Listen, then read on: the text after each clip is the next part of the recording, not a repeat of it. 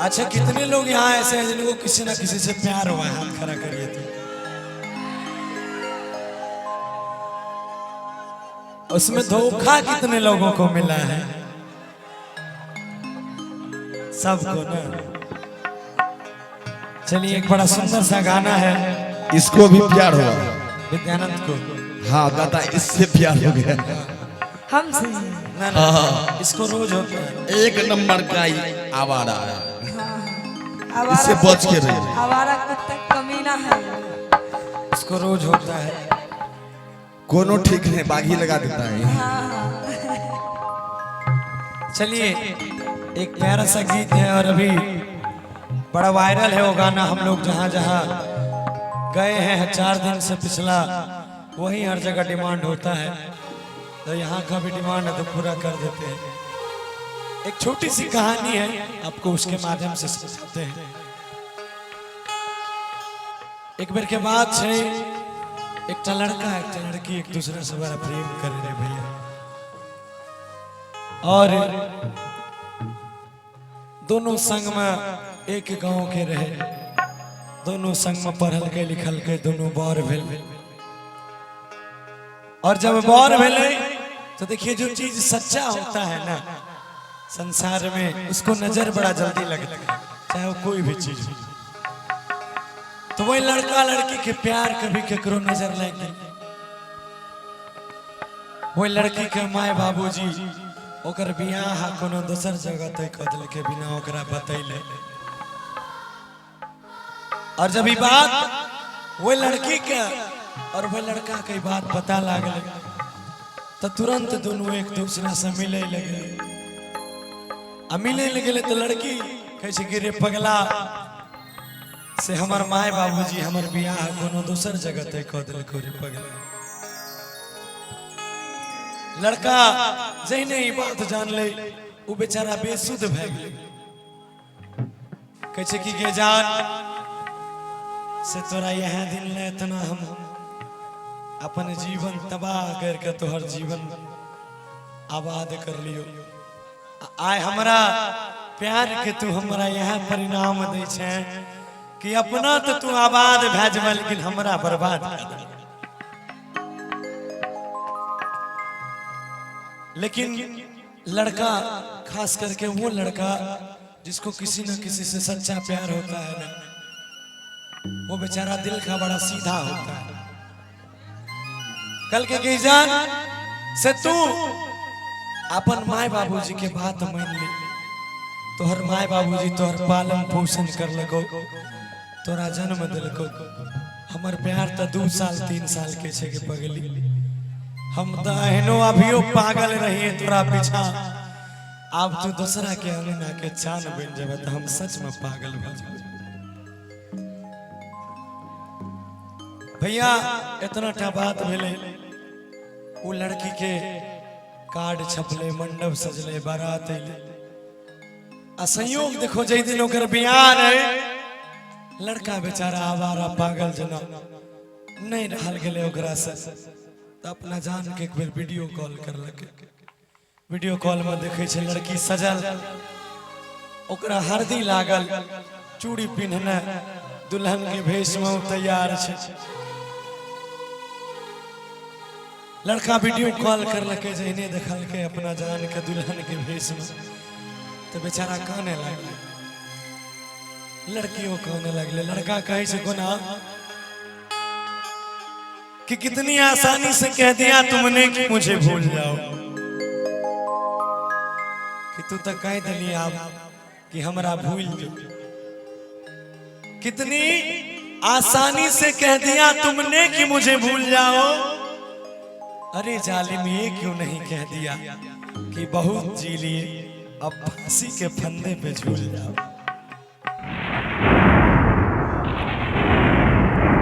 लड़का नहीं रहल गए तो बेचारा बड़ा सुंदर भाव में वो लड़की से कहे कोना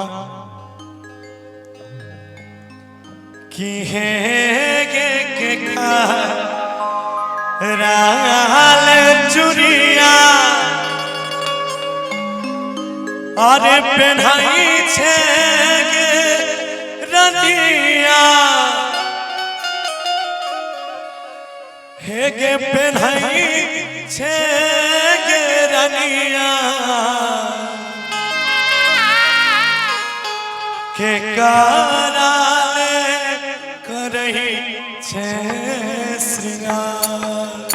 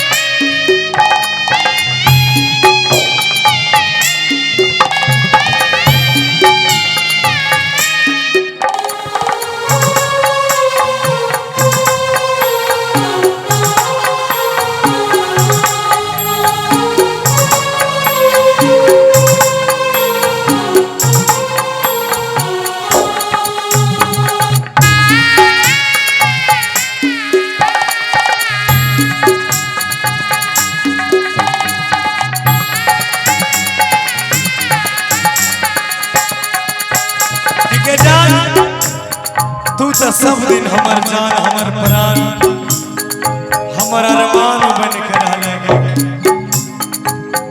अब जे तू दोसर गना के जान बन जेबे हमर जिंदगी तोरा बिना कोना करे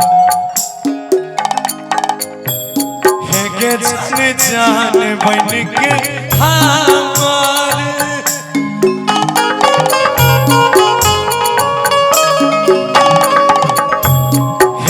जान बन के हमार रहा लेके सोनावा रहा लेके सोनावा अब कौन चली जाइबे दूर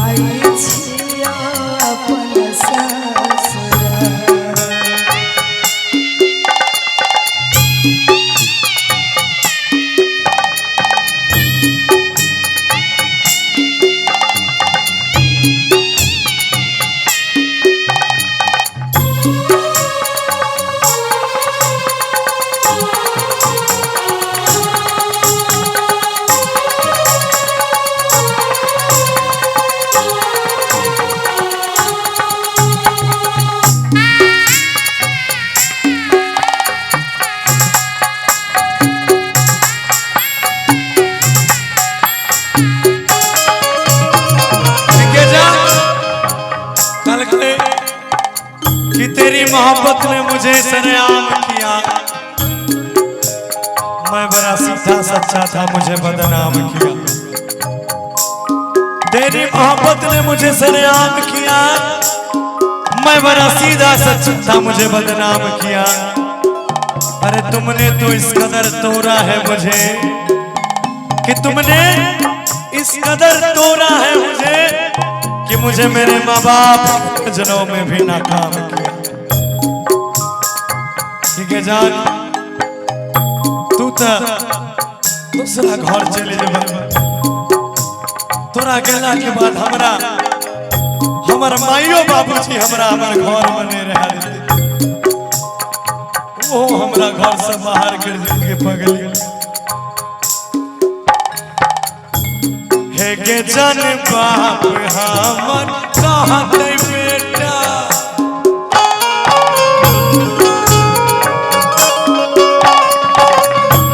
हे गे जन बाप हमर कहाँ गई बेटा।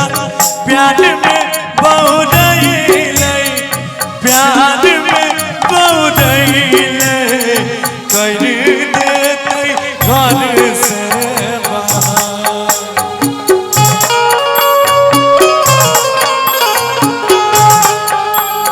लुट जैते हमर सान